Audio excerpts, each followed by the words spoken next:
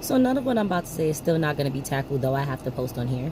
But a lot of you really sound like sheep and sound miserable and need to stay asleep. Prime examples. It was just an app. A lot of you need to go back to going to a 9 to 5 and touch grass.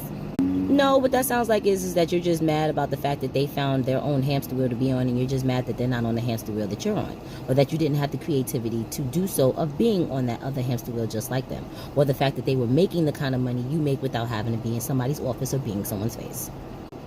Y'all really crashing out over an app. A lot of y'all need to go back to reading books, and a lot of y'all need to go back to this. A lot of y'all need to go back to that. Or they have an education style or information processing style that's different from you, therefore that worked for them the way whatever you do works for you. Oh my gosh, apps come and go. We survived with other apps going away and this, that, and the third.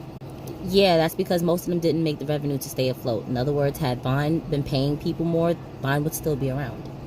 And no other app has ever gotten banned.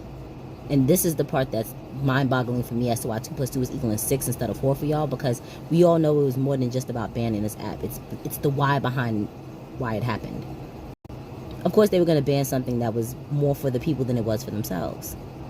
And it's not surprising now that if this damn thing managed to regenerate and resurrect itself within the next 24 to 72 hours, we already know it's never going to be the same as what it once was. And that's the point. Oh, y'all getting upset. Watch, it's going to be back and y'all going to be fine. No, we're not.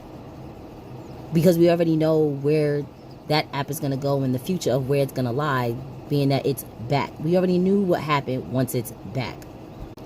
I was never a TikToker anyway. I was always on IG or Facebook or this, that, and da. Okay, so continue to keep doing that. Again, that's not about you then. Then this is about the people who was probably using those platforms and still using TikTok or just using TikTok. I'm not understanding what's so hard to comprehend about that.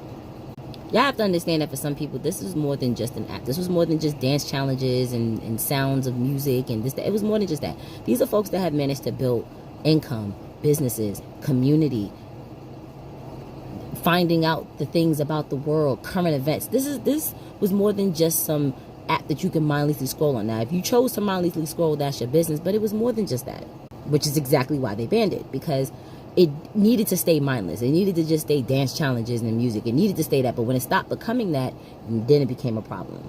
So I'm gonna say this again, a lot of y'all are like sheeple to me, and I really need y'all to stay asleep at this point, because the fact that y'all can't understand and or fathom why this is such a big deal to creators, then y'all need to just stay to your hamster wheel, stay to your 9 to 5, and stay asleep. Because if you think anybody about to enjoy outside after tomorrow, you have got to be fucking joking.